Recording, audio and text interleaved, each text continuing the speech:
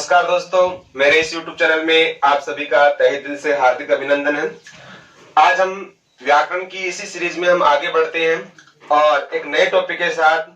आज का टॉपिक है आपका वाक्य। ध्यान रखना, वाक्य को इंग्लिश में सेंटेंस कह सकते हैं या इससे रिलेटेड जो शब्द होता है वो फ्रेज भी हो सकता है आपका। तो वाक्य इसका इंग्लिश वर्ड है आपका सेंटेंस। अगर हम वाक्य शब्द में देखते हैं, अगर इसके टुकड़े करते हैं सामान्यतः,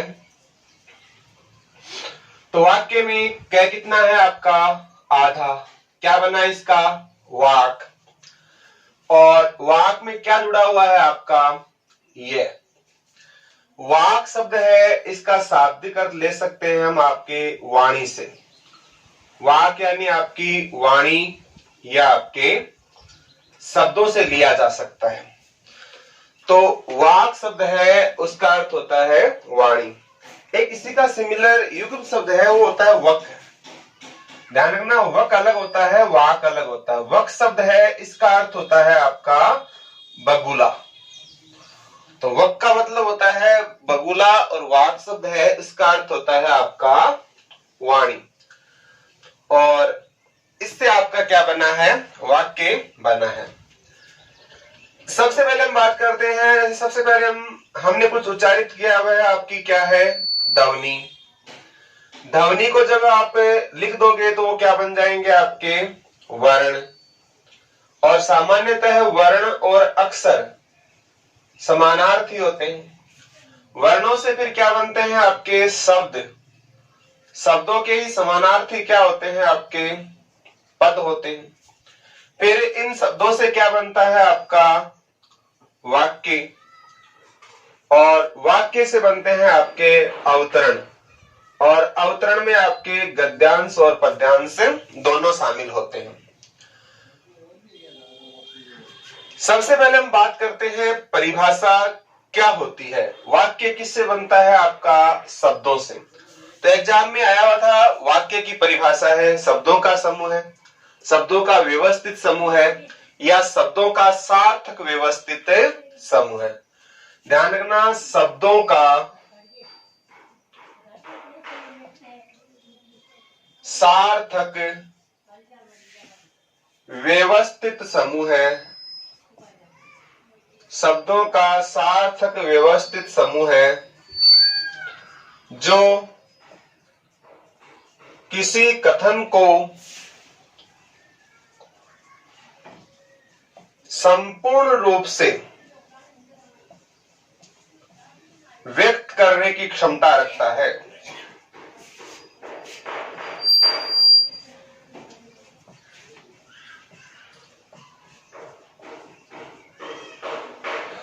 तो शब्दों का सार्थक व्यवस्थित समूह है जो किसी कथन को संपूर्ण रूप से व्यक्त करने की क्षमता रखता है, उसको हम क्या कहते हैं आपका वाक्य कहा जाता है। इतनी बड़ी याद नहीं रहे थे, आपको इतना ही रखना है जो एग्जाम में पूछा गया था। शब्दों का सार्थक व्यवस्थित समूह है। शब्द होते हैं कैसे होने चाहिए, सार्थक और निश्चित क्रम में होने चाहिए, तभी वो आपका वाक्य कहलाएगा। जैसे मैंने आपके सामने शब्द लिख दिया कमल, एक शब्द है आपका खेलना, और एक शब्द है आपका क्रिकेट। क्या इनको आप चाहे जैसे बनाकर सब वाक्य बना सकते हो क्या? नहीं। आपने दिया कमल खेलना क्रिकेट है, वाक्य बन जाएगा? नहीं बनेगा। क्रिकेट खेलना कमल है तो भी आपका वाक्य नहीं बनेगा। कि वाक्य बनाने के लिए निर्धारित कुछ नियम होते हैं, क्रम होता है। सबसे पहले क्या आता है आपका कर्ता। कर्ता इसमें क्या है आपका कमल। फिर क्या आता है कर्म, कमल क्रिकेट इसमें क्या है आपका कर्म, और कमल खेलना आपकी क्या है क्रिया। तो कमल क्रिकेट खेलता है। तो हिंदी वाक्य में जो संरचना होती है वो सामान्यतः रहती है आपकी कर्ता प्लस कर्म प्लस क्रिया। अगर इसी को इंग्लिश में लिखते तो ये बनता है कमल प्लेज क्रिकेट। कमल प्लेज क्रिकेट। अब यहाँ कमल क्या है, सब्जेक्ट है। पहले क्या है आपकी वर्ब है, मैन वर्ब, और क्रिकेट क्या है आपका ऑब्जेक्ट है। तो इंग्लिश में जो वाक्य संरचना होती है वो सब्जेक्ट यानी कर्ता, क्रिया और क्या होती है, कर्म। और हिंदी में क्या होता है, कर्ता, कर्म और क्रिया। तो प्रत्येक भाषा के अंदर जो वाक्य संरचना है उसमें आपका अंतर आ सकता है। मतलब शब्द होने चाहिए और उनका कर्म क्या होना चाहिए, आपका व्यवस्थित होना चाहिए। अब शब्दों को ही पद क्यों कहते हैं, जब तक आपके अलग अलग रहते, कमल है शब्द है, खेलना क्या है शब्द है, और क्रिकेट क्या है आपका शब्द है। जब आपने इन शब्दों से क्या बना दिया, वाक्य बना दिया, कमल क्रिकेट खेलता है। अब इस वाक्य में कमल शब्द नहीं है, यहाँ कमल अपने आप में क्या है, पद। क्रिकेट भी क्या है, पद। खेलना भी क्या है आपका पद। कि जब शब्दों के द्वारा हम वाक्य की रचना करते हैं तो वाक्य में जो आने वाले शब्द हैं उन्हें ही क्या कहा जाता है, आपका पद कहा जाता है। तो ध्यान रखना, पद और शब्द में आपका यही अंतर है। अलग अलग रहते हैं तब तो शब्द रहते हैं, और वाक्य में परिवर्तन प्रयोग होने के बाद में इन्हीं शब्दों को क्या कहा जाता है, आपका पद कहा जाता है। आपके रीट में टॉपिक भी आता है पद परिचय। जैसे पूछ लिया कमल शब्द है, इसका पद परिचय क्या है। अब बताओ कमल अपने आप में क्या है, लड़का है या लड़की, लड़का है, इसका मतलब कौन सा लिंग हो गया, इसका पुल्लिंग हो गया। कमल वचन कौन सा है, एक वचन या बहुवचन, एक है तो कौन सा वचन हो गया आपका, एक वचन। कमल का प्रयोग हम किसके रूप में कर रहे हैं, कर्ता के रूप में, तो कौन सा कारक है आपका, कर्ता कारक हो जाएगा।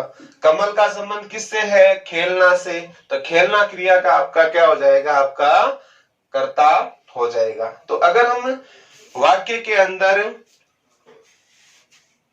किसी शब्द के बारे में लिंग, वचन, काल, कारक इनकी जानकारी देते हैं तो क्या कहलाता है, आपका पद परिचय कहलाता है। तो अभी में केवल क्या पढ़ रहे हैं, आपका वाक्य पढ़ना है। ध्यान रखना, वाक्य है उसको पूर्णता या अभिव्यक्ति के आधार पर, पूर्णता कह दो चाहे अभिव्यक्ति कह दो, या व्याकरण के आधार पर, व्याकरणिक दृष्टिकोण के आधार पर, भाषा की सबसे छोटी इकाई, भाषा की सबसे छोटी इकाई क्या होता है, आपका वाक्य। पूर्णता, अभिव्यक्ति या व्याकरणिक आधार पर जो भाषा की सबसे छोटी इकाई क्या होता है, आपका वाक्य। कैसे होता है, जैसे मान लो आपके सामने लिख दिया मैंने खाली कमल। अब बताओ कमल में पूर्णता है या नहीं, अभिव्यक्ति हो रही है कमल क्या है, नहीं। अब आप यहाँ कमल किसी लड़के को भी समझ सकते हो, किसी फूल को भी समझ सकते हो। मतलब कमल अर्थ तो दे रहा है, लेकिन इस अर्थ में क्या नहीं है, आपकी पूर्णता नहीं है। और पूर्णता व्यक्त करने के लिए, अभिव्यक्त करने के लिए हमें क्या लिखना पड़ेगा, वाक्य। तो पूर्णता है, अभिव्यक्ति है, इस आधार पर भाषा की सबसे छोटी इकाई क्या होती है, आपकी वाक्य होती है। अगर आपने लिख दिया कमल क्रिकेट खेलता है, इसका मतलब कमल क्या है, आपका लड़का। और अगर लिख दिया कमल खिल रहा है, इसका मतलब कमल क्या हो गया, आपका फूल हो गया। मतलब जब तक आपने वाक्य कंप्लीट नहीं किया तब तक आप नहीं बता सकते कमल क्या है। इसका मतलब पूर्णता या अभिव्यक्ति कब होती है, हम अपने विचारों को किसी के सामने जब हम क्या बोलते हैं, आपके सेंटेंस बोलते हैं। स्क्रीनशॉट लीजिए, इसका आगे बढ़ते हैं।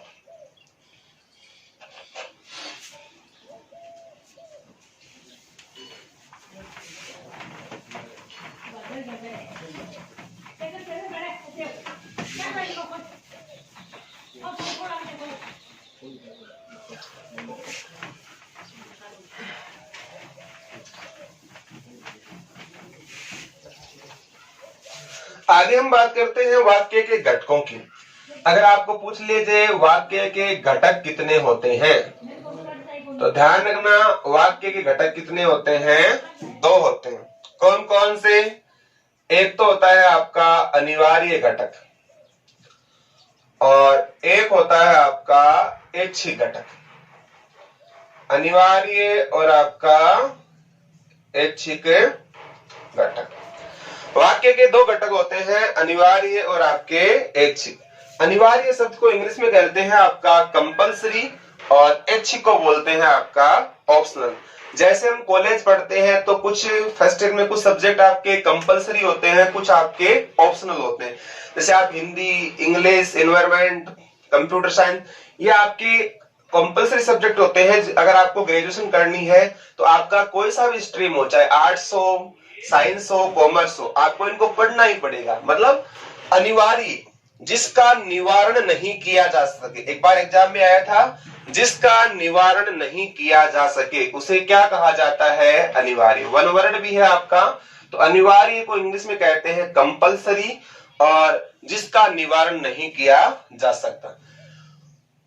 कॉलेज में जो ऑप्शनल सब्जेक्ट होते हैं वो आपकी इच्छा पर डिपेंड करते हैं कि आप मैथ लेना चाहते हो, साइंस लेना चाहते हो, अपनी इच्छा से जो पढ़ो वो क्या कहलाते हैं? ऐच्छिक। क्योंकि ऐच्छिक शब्द किससे बना है? आपका इच्छा। और इच्छा में कौन सा प्रत्यय है? आपका इक प्रत्यय है। और इच्छा किससे बनता है? आपका ई प्लस छा से। और इच्छा में संधि कौन सी है? आपकी व्यंजन संधि। तो अनिवार्य को बोलते हैं आपका इंग्लिश में कंपलसरी, इसको बोलते हैं आपका ऑप्शनल कहा जाता है। अब घटक दो होते हैं सेंटेंस में, तो कौन सा अनिवार्य घटक होता है, कौन सा आपका ऐच्छिक घटक होता है? तो ध्यान रखना, कोई भी सेंटेंस, छोटा सा सेंटेंस लेते हैं। मैंने लिखा, छोटे से छोटा सेंटेंस लिखने के लिए आपको क्या चाहिए? मोनिका हंसती है। मोनिका हंसती है। अभी ये छोटा सा सेंटेंस है, इसको लिखने के लिए आपको क्या चाहिए? अब देखो, मोनिका इसमें क्या है? आपकी कर्ता है। हंसना क्या है? आपकी क्रिया है। तो किसी भी सेंटेंस को बनाने के लिए दो चीजें आवश्यक होती है, एक तो आपका कर्ता, एक आपकी क्रिया। तो मतलब ऐसे तत्व, ऐसे घटक जिनके बिना हम वाक्य की कल्पना नहीं कर सकते। न तो अकेली मोनिका से वाक्य बनता है, न अकेली हंसना से आपका वाक्य बनता है। तो हमें छोटे से छोटे वाक्य बनाने के लिए जिन घटकों की आवश्यकता पड़ती है वो क्या कहलाते हैं? आपके अनिवार्य घटक कहलाते हैं। इसका मतलब सेंटेंस में कर्ता और क्रिया क्या होते हैं? आपके अनिवार्य घटक। ऐच्छिक घटक क्या होते हैं कि आप अपनी इच्छा से वाक्य में जोड़ सकते हो। आपने इस वाक्य को कितना बड़ा कर दिया, जैसे मोनिका सुबह से शाम तक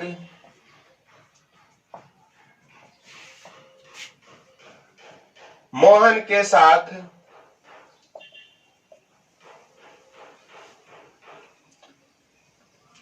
जोर जोर से हंसती रहती है। मोनिका सुबह से शाम तक मोहन के साथ जोर जोर से हंसती रहती है। यहाँ मोनिका है, कर्ता है, हंसना क्या है? आपकी क्रिया। तो कर्ता और क्रिया यहाँ भी है। इसके अलावा आपने जो भी यूज किया, जोर जोर से, सुबह से शाम तक, मोहन के साथ, मतलब कहीं आपका कारक है, कहीं क्रिया विशेषण है ना। कैसे हंसती है? आपकी जोर जोर से, क्रिया विशेषण हो गया। किसके साथ है? मोहन के साथ, आपका क्या हो गया? कारक हो गया। तो ध्यान रखना, कर्ता और क्रिया इन दोनों को छोड़कर वाक्य में जो भी होते हैं वो आपके क्या कहलाते हैं? ऐच्छिक घटक। जो आपके चाहे कारक हो सकते हैं, क्रिया विशेषण हो सकते हैं, आपके विस्मयादि बोधक हो सकते हैं, या अन्य पद हो सकते हैं। इतना ध्यान रखना, कर्ता और क्रिया के अलावा जितने भी अन्य पद होते हैं वो सारे क्या कहलाते हैं? आपके ऐच्छिक पद कहलाते हैं। आगे बढ़ते हैं, इनका स्क्रीनशॉट लीजिए। आगे हम बात करते हैं जो आपके वाक्य हैं, वाक्य के तत्व है। वाक्य के तत्व कह सकते हो, इन्हें वाक्य की आप क्या कह सकते हो? विशेषता कहते हो। बाकी ऑलमोस्ट जो प्रश्न आता है वो यहां से नहीं पूछा जाता है। तो ध्यान रखना, वाक्य के तत्व कौन कौन से होते हैं? वाक्य के घटक भी होते हैं। घटक तो दो होते हैं, अनिवार्य और ऐच्छिक। तत्व में आती है उसकी विशेषताएं, और अंग होते हैं आपके दो, उद्देश्य और आपके विधेय। तो पहले हम बात कर लेते हैं वाक्य के तत्व, फिर हम बात करेंगे वाक्य के जो अंग है, उद्देश्य और विधेय के बारे में।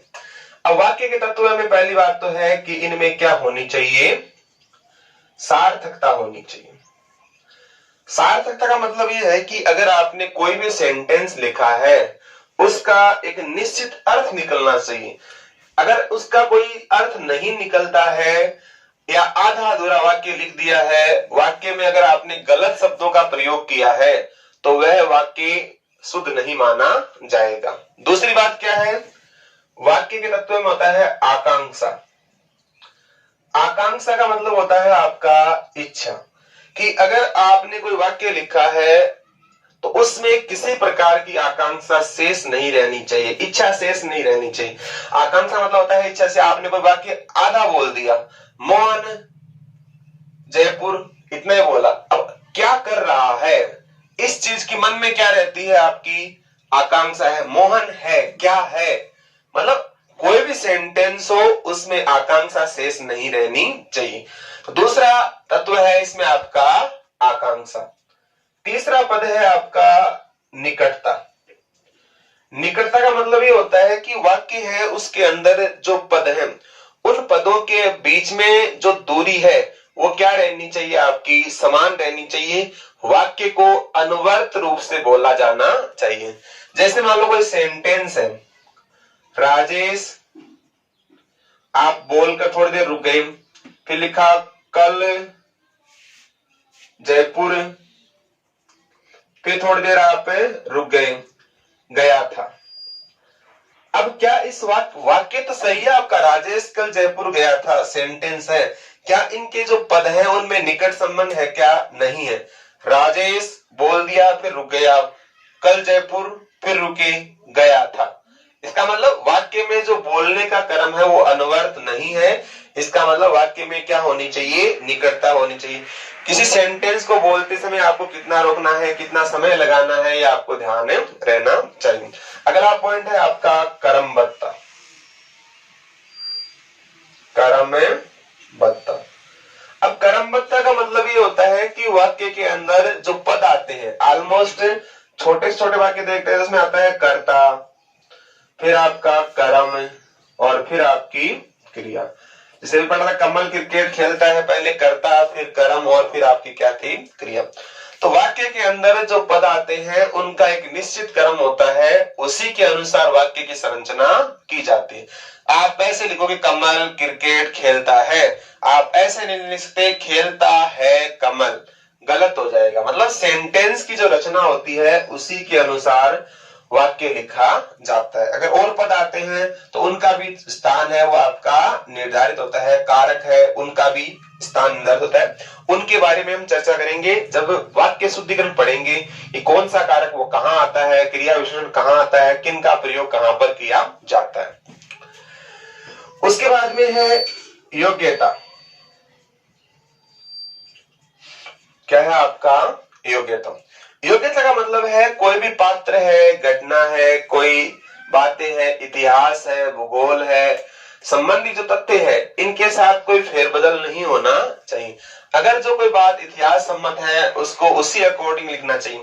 जैसे हम कहें खानवा का युद्ध कब हुआ था आपका 1527 में, आपने लिख दिया खानवा का युद्ध 1552 में हुआ। तो अगर हम वाक्य की दृष्टि से देखते हैं तो उसके जो फिगर्स हैं वो आपके क्या होंगे, गलत होंगे।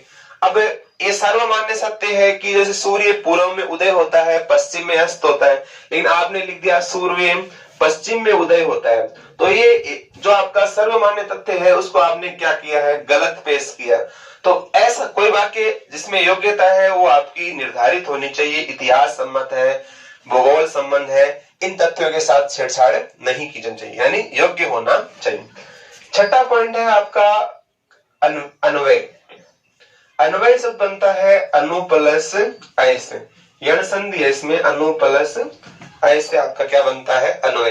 अन्वय का मतलब वैसे कर्म से ही होता है, लेकिन ध्यान रखना वाक्य में जो क्रिया होती है ना, क्रिया की का जो लिंग है, वचन है, काल है, कारक है, इनका भी एक निश्चित क्या होता है आपका निर्धारण किया जाता है। जैसे मान लो कई बार क्या क्रिया कर्ता के अनुसार आती है, कई बार कर्म के अनुसार, कई बार आपकी भाव के अनुसार। वाच्य होते हैं तीन, कर्तृवाच्य, कर्मवाच्य और आपका भाववाच्य। जैसे मान लो कमल क्रिकेट खेलता ही लिखोगे आप, कमल क्रिकेट खेलती है, ऐसा लिख दिया तो क्या हो जाएगा आपका गलत। क्यों? कर्ता पुल्लिंग था, आपने क्रिया क्या लिख दी? स्त्रीलिंग लिख दी। अब दिव्या ने अखबार पढ़ा, ये सही है, लेकिन आपने दिया दिव्या ने अखबार पढ़ी, क्योंकि वहां क्रिया किसके अनुसार आएगी? आपकी कर्म के अनुसार। तो क्रिया है उसका वाक्य में अन्य पदों के साथ संबंध स्थापित करना ही क्या कहलाता है? आपका अन्वय कहलाता है। तो ये वाक्य के कुछ एलिमेंट तत्व हैं, इसमें ध्यान रखना। ये आ सकते हैं नॉर्मल वे के अंदर, बाकी यहां से प्रश्न कम ही पूछते हैं। वाक्य के तत्व है सार्थकता, आकांक्षा, निकटता, क्रमबद्धता, योग्यता और आपका अन्वय। इसका स्क्रीनशॉट लीजिए, आगे बढ़ते हैं। आपका आगे पढ़ेंगे हम आपके वाक्य के अंग।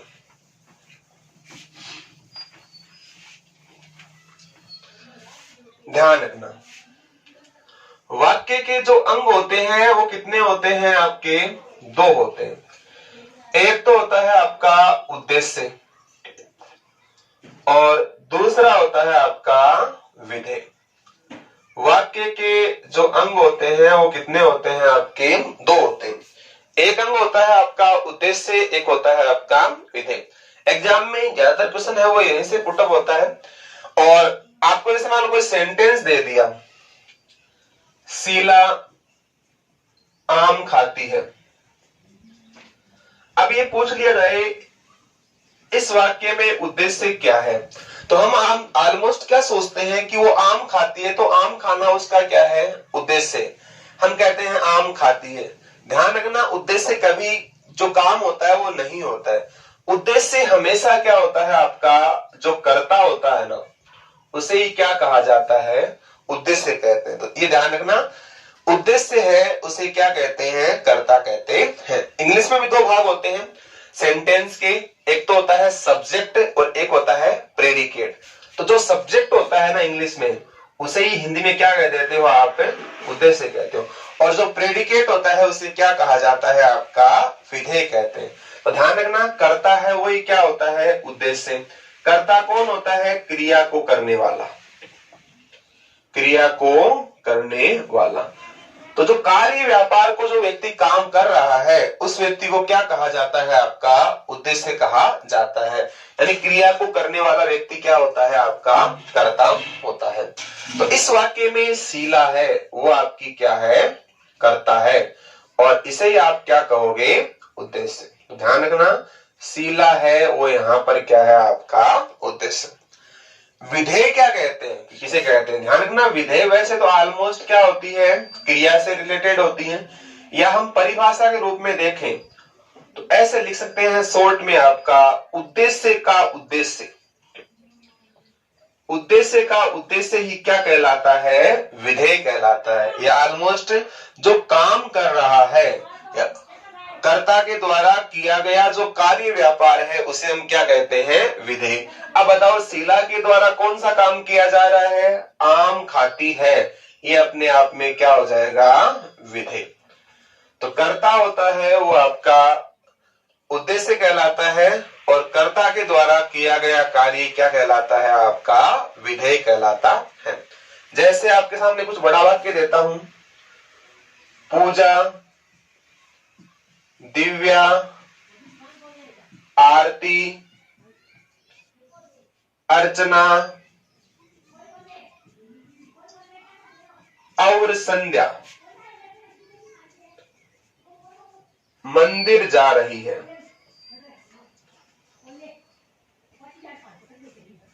अब इस सेंटेंस में आपको पूछ लिया जाए उद्देश्य क्या है? पूजा, दिव्या, आरती, अर्चना और संध्या मंदिर जा रही है, इस सेंटेंस में उद्देश्य क्या है? तो ध्यान रखना, इसमें काम कौन सा हो रहा है? मंदिर जा रही है, ये तो क्या है? काम। और मंदिर जाने का काम कौन कर रही है? पूजा भी जा रही है, दिव्या भी जा रही है, आरती, अर्चना और संध्या, ये सभी मंदिर जा रहे हैं। ऐसा नहीं उद्देश्य एक ही होता है, एक से अधिक भी हो सकते हैं। ये सभी आपके क्या हो जाएंगे? उद्देश्य। और मंदिर जा रही है, ये अपने आप में क्या हो जाएगा? विधेय हो जाएगा। तो उद्देश्य आपका एक भी हो सकता है और एक से अधिक भी हो सकता है। जैसे एक सेंटेंस और लिखता हूं मैं, राजेश का भाई मोहन, राजेश का भाई मोहन देशभक्ति गाने अधिक सुनता है।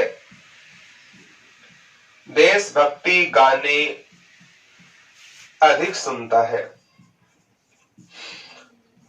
राजेश का भाई मोहन देशभक्ति गाने अधिक सुनता है। अब ये बताओ इस वाक्य में उद्देश्य क्या है? उद्देश्य कौन होता है? कर्ता। अब बताओ इसमें कर्ता कौन है? राजेश है या मोहन है? ध्यान रखना, कर्ता होता है कार्य व्यापार करने वाला। काम क्या हो रहा है? गाने सुनने का। और गाने सुनने का काम कौन कर रहा है? मोहन कर रहा है। गाने कौन सुन रहा है? मोहन। तो मोहन तो इस सेंटेंस में क्या हो जाएगा? आपका उद्देश्य। ठीक है। राजेश का भाई क्या है? राजेश का भाई शब्द है वो हमने किसके लिए लिया? मोहन के लिए लिया। और मोहन के लिए आया। मोहन यहाँ पर क्या है? उद्देश्य। इस कारण से राजेश का भाई है वो आपका क्या हो जाएगा? उद्देश्य का विस्तार हो जाएगा। तो कई बार क्या है? उद्देश्य को विस्तार भी दिया जाता है। तो राजेश का भाई ये उद्देश्य का विस्तार है। मोहन आपका क्या है? उद्देश्य। बाकी आपके गाने सुनना ये आपका क्या हो जाएगा? विधेय। फिर भी हम इसको डिवाइड करते हैं तो सुनना अपने आप में क्या है? क्रिया। क्या सुनता है? गाने। गाने आपके क्या है? कर्म। सुनना से पहले क्या आया? अधिक। और ये अधिक किसके लिए है? क्रिया के लिए। तो इसे हम किसका विस्तार कह सकते हैं? आपका क्रिया का विस्तार कह सकते हैं। गाने कैसे? देशभक्ति। तो देशभक्ति किसके लिए आया है? गानों के लिए। गाने आपका क्या है? कर्म। तो इसको हम क्या कह सकते हैं? आपका कर्म का विस्तार कहा जा सकता है। बाकी गाने सुनना, देशभक्ति गाने सुनना ये अपने आप में क्या हो जाएगा? कंप्लीट आपका विधेय होता है। तो एग्जाम में जो अधिकांश क्वेश्चन आता है वो या तो पूछते हैं उद्देश्य या पूछते हैं आपका विधेय पूछा जाता है। तो इसका स्क्रीनशॉट लीजिए आप। वाक्य के दो अंग होते हैं, उद्देश्य और विधेय। जो कर्ता होता है उसे उद्देश्य कहते हैं और जो क्रिया होती है उसे क्या कहते हैं? विधेय कहा जाता है। जो बचता है उसको भी आप क्या कह सकते हो? विधेय कह सकते हो। आगे हम पढ़ेंगे वाक्य के प्रकार। वाक्य के प्रकार कितने होते हैं? तो ध्यान रखना, वाक्य के अगर हम बात करते हैं भेदों की तो हम इसको डिवाइड करते हैं 3 भागों में। पहला पढ़ते हैं आपका अर्थ के आधार पर। किस आधार पर? अर्थ के आधार पर। दूसरा है आपका क्रिया के आधार पर। और तीसरा क्या है? आपका रचना के आधार पर। वाक्य के जो भेद होते हैं वो 3 प्रकार से करते हैं। अर्थ के आधार पर, क्रिया के आधार पर और आपका रचना के आधार पर। डायरेक्टली प्रश्न आता है, कई बार आ भी चुका है। क्रिया के आधार वाक्य कितने होते हैं? रचना के आधार पर कितने होते हैं? अर्थ के आधार पर कितने होते हैं? तो सबसे पहले ध्यान रखना, अर्थ के आधार पर जो वाक्य होते हैं वो कितने प्रकार के होते हैं? आपके 8 प्रकार के। क्रिया के आधार पर जो वाक्य होते हैं वो कितने प्रकार के होते हैं? 3 प्रकार के। और रचना के आधार पर कितने होते हैं? आपके 3 प्रकार के होते हैं। रचना वाले तो आप जानते ही हो, ऑलमोस्ट पढ़ सके हो कई बार। जैसे कौन से होते हैं? आपके साधारण वाक्य या सरल वाक्य। साधारण या आपका सरल वाक्य, सिंपल सेंटेंस कह सकते हो। दूसरा होता है आपका संयुक्त वाक्य, कंपाउंड नहीं। और तीसरा होता है आपका मिश्र वाक्य, कॉम्प्लेक्स सेंटेंस। आपके इंग्लिश में होते हैं ना सिंपल सेंटेंस, कॉम्प्लेक्स और आपके कंपाउंड सेंटेंस। उन्हें क्या कहते हैं हिंदी में? साधारण, संयुक्त और मिश्र वाक्य कहा जाता है। तो रचना के आधार पर 3 प्रकार के होते हैं, साधारण वाक्य, संयुक्त वाक्य और आपके मिश्र वाक्य। और जो संयुक्त वाक्य होता है इसे समानाधिकरण वाक्य भी कहा जाता है। समानाधिकरण, ध्यान रखना, समान प्लस अधिकार। क्रिया के आधार पर कौन से होते हैं? वैसे हम व्याकरण में इसको क्रिया के साथ भी पढ़ सकते हैं और एक अलग टॉपिक के रूप में पढ़ सकते हैं। बाकी ये जो है क्रिया के आधार पर होते हैं 3। एक तो होता है आपका कर्तृवाच्य, एक होता है आपका कर्मवाच्य और तीसरा होता है आपका भाववाच्य। कर्तृवाच्य, कर्मवाच्य और आपका क्या होता है भाववाच्य। इंग्लिश में पढ़ते हैं ना वॉइस, वही आपकी क्रिया के आधार होते हैं। कर्तृवाच्य एक्टिव वॉइस और कर्मवाच्य क्या होता है आपका पैसिव वॉइस। तो वॉइस तो इंग्लिश में दो होते हैं, जबकि हिंदी के अंदर और संस्कृत में ये तीन तीन होते हैं, कर्तृवाच्य, कर्मवाच्य और आपका भाववाच्य। तो बाकी ये टॉपिक है आपका क्रिया के साथ भी आता है, वाक्य के साथ भी आता है, और इसको हम अलग से ही पढ़ सकते हैं। तो हम इसे किसके साथ पढ़ लेंगे, सेंटेंस के साथ ही पढ़ेंगे। अर्थ के आधार पर कितने होते हैं आपके 8। कौन कौन से? एक होता है आपका विधानवाचक, दूसरा आपका निषेधवाचक,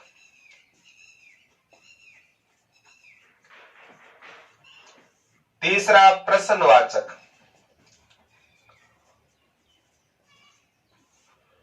चौथा आपका आज्ञार्थक,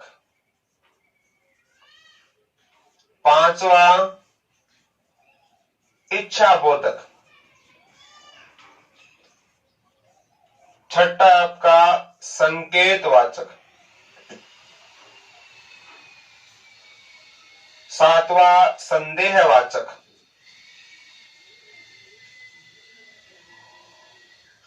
और आठवां है आपका विस्मयादि बोधक।